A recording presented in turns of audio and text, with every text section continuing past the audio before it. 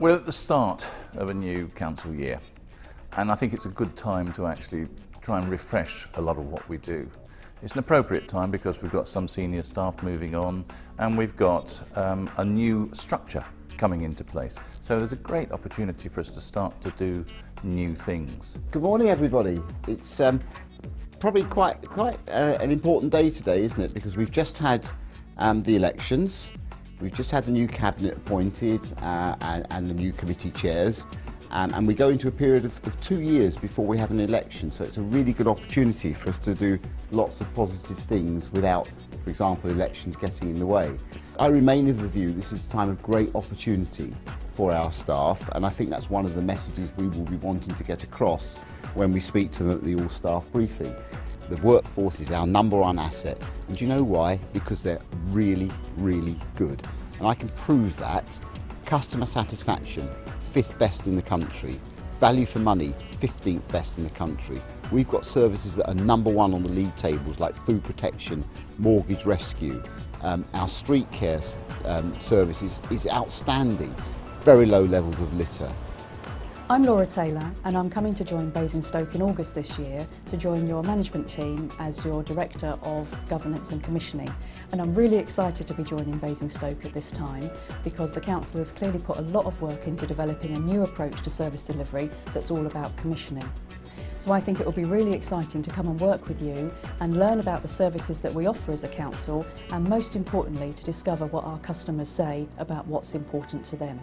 If we know that, we can find the best way to deliver services, which can be in a variety of ways, and what's important is that we all work together to find the best way to do that. You know, sometimes I just think we don't say enough about how good the services are here. We do have really good customer satisfaction, at the top end in the whole country. Same on value for money. We have very low council tax. Some of our individual services are improving well. For example, our turnaround on council tax benefits and housing benefit payments. The customer's getting a much prompter response from the council. We've got services that are #1 in the country, our food inspections, our mortgage rescue scheme. So we're on an upward trajectory, we're on a positive journey. And what we're going to do, I'm sure, working together over the coming months, is to make sure that we continue that positivity and we take the opportunities available to us over the next couple of years. The council's working differently in lots of respects from where we were a few years ago. We've got a large number of shared services. So, for example, refuse collection. Most people, when they think about the council, probably think they empty the bins. Well, actually we don't. We contract out the empty bins to Veolia, and we do that jointly with Hart. So when that bin is collected, it's collected by a private company on behalf of 2 councils. That's innovative, it's a modern way of working, and the customers get very high quality service as a result. Hello there, my name's Troy Perrin. I'm an environmental manager for Veolia, and I deal with sort of operational sides of things from the yard, sort of everyday, day-to-day running of operations basically. As from October just gone, Veolia won the contract for a further 7 years, awarded by Basingstoke and Dean, which is a joint working now with Hart District Council, who are basically running the operational side of it for Basingstoke.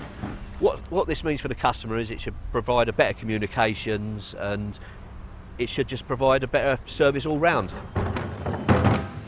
I'm Phil Bacon, I'm the Grounds Maintenance Officer for the Hart District area of the Grounds Maintenance contract. We all came over to Basingstoke and Dean last October. I worked for Hart District Council, the guys on the ground worked for an external contractor, and we've all been taken on by Basingstoke, and we essentially carry on our roles, but under the Basingstoke banner. I think there's a sort of a more family sort of atmosphere and pulling together. I mean, we've come into a large group of around about 117 grounds maintenance guys, so it's quite a sort of challenge at fitting in, but we've been sort of welcomed, and we're getting on with our job and getting lots of help to do it. We've got a tremendous number of facilities within the borough for sport, for leisure. We've got a concert hall, which very few towns of our size ever have.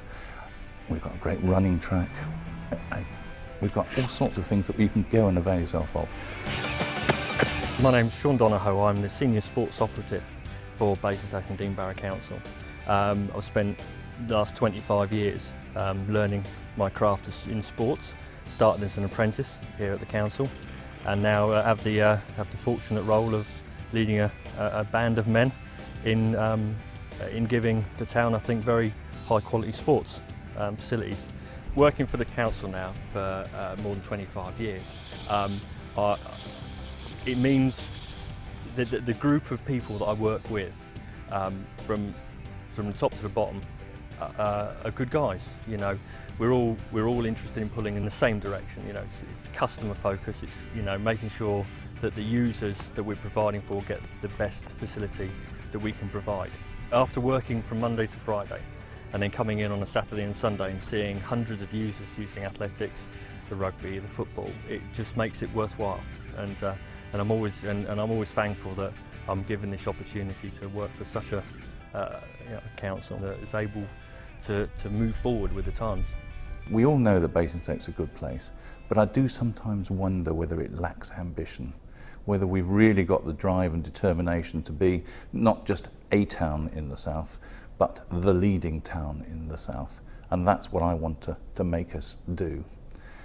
I think at the same time, as a council, there are other things that we've got to make sure that we embody in the way that we work with the residents that we serve. For instance, obviously we have to be a safe place to live, and it's good that crime's fallen by something like 30% over the last 5 years within the borough. Well, that won't be maintained if we don't remain very vigilant. So we've got to keep our own patrol teams working very closely in conjunction with the police and look for new ways of pushing down the levels of crime even further.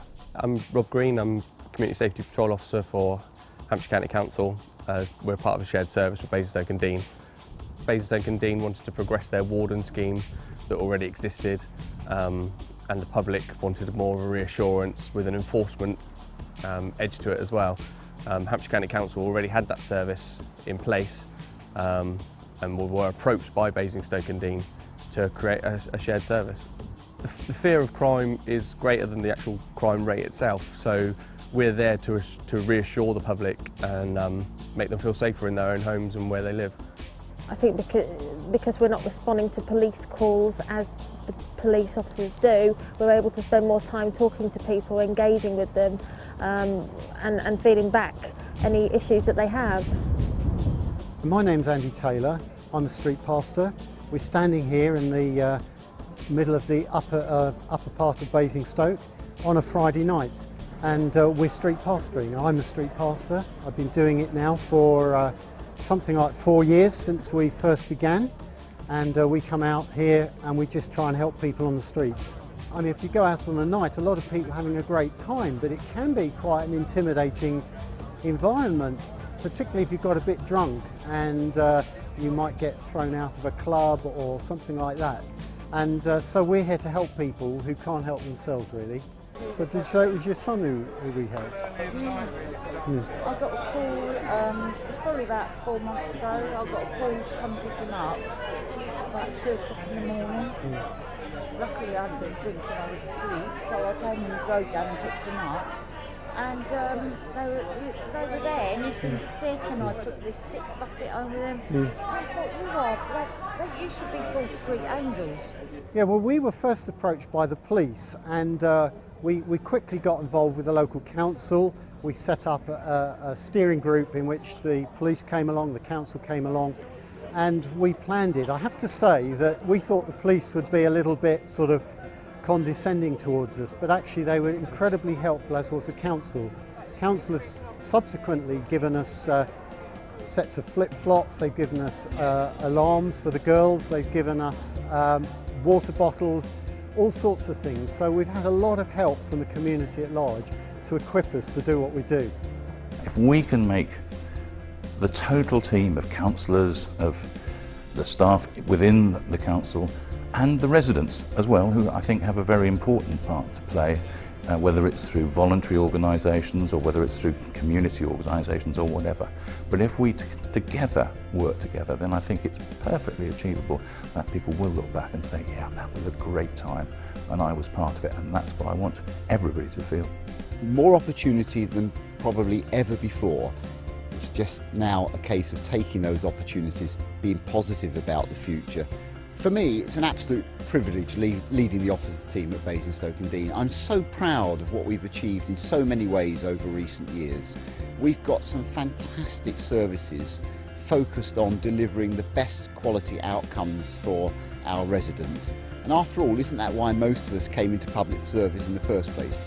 To make life better for people and better for communities.